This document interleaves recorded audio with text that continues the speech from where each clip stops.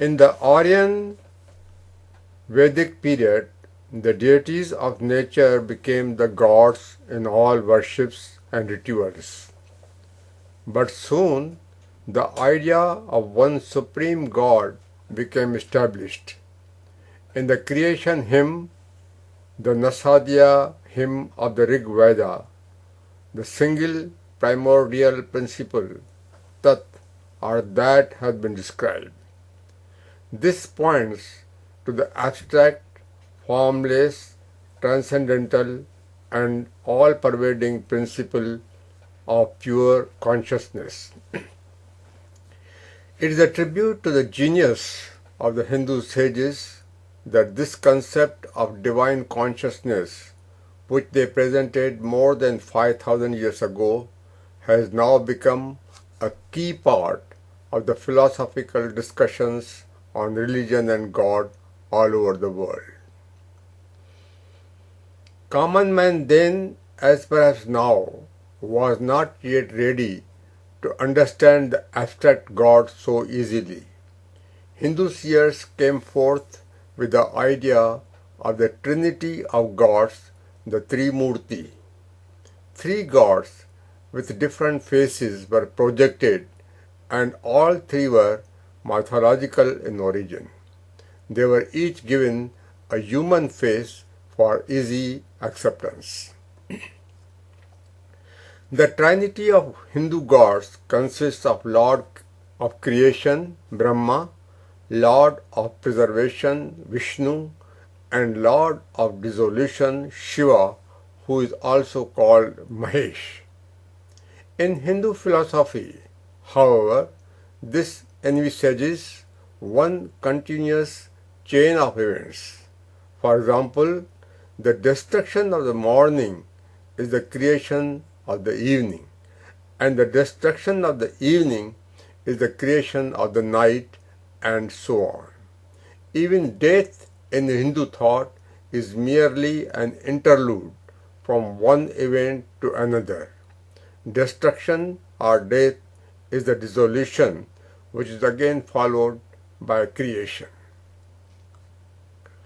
Lord Brahma, the Lord of creation, is also called the Lord of progeny, Prajapati. He has 4 faces and 4 arms. The 4 faces represent the 4 Vedas. The 4 arms of Lord Brahma are symbolic of the 4 aspects of his inner personality: the mind, mana, the intellect, buddhi, the ego, ahamkara, and the divine consciousness, chitta. Brahma is also considered as the source of all spiritual knowledge, and as such, he is wedded to Saraswati, the goddess of knowledge. The mythology of Hindu gods is thus explained and interpreted. It is also accepted and revered by the mainstream Hindu society on par with the historical events. Lord Vishnu is the Lord of preservation. Literally, Vishnu means all-pervading. Thus, the symbolic significance of the divine as formless and transcendent is emphasized. He has been presented as taking 10 incarnations. The 10 incarnations of Vishnu also present an amazing account of the evolutionary phases in the creation. The first incarnation of Vishnu is in the form of Matsya, a fish. He protected the sacred Vedas from being lost in the great deluge.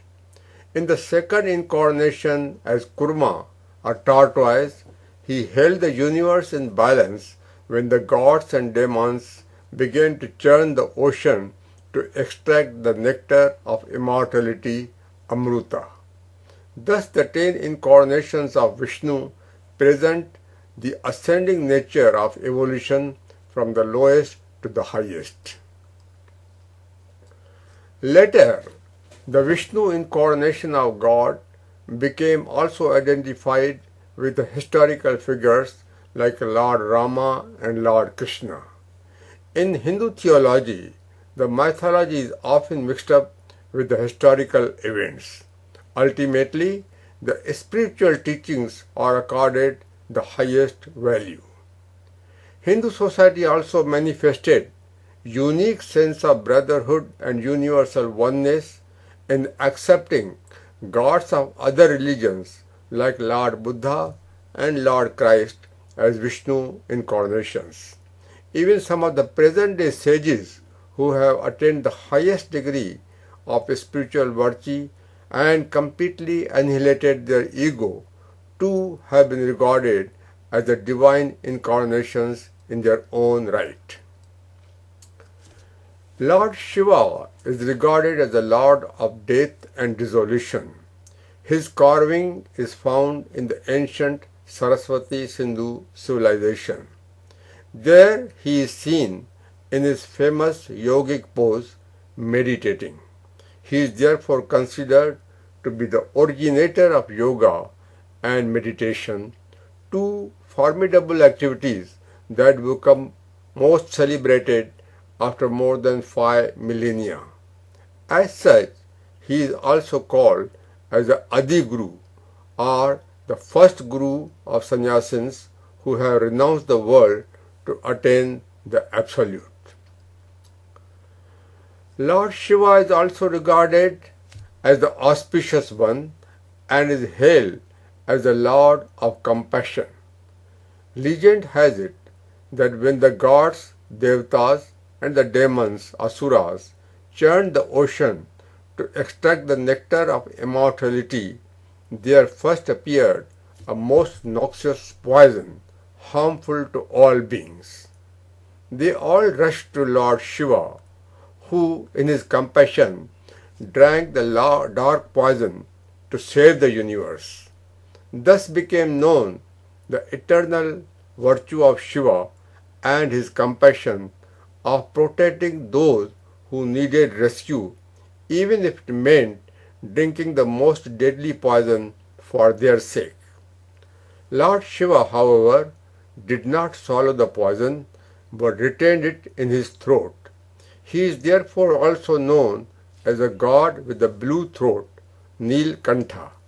The poison thus became the ornament necklace for Lord Shiva, encouraging and inspiring mankind not to hesitate to help others and to mitigate their sorrows.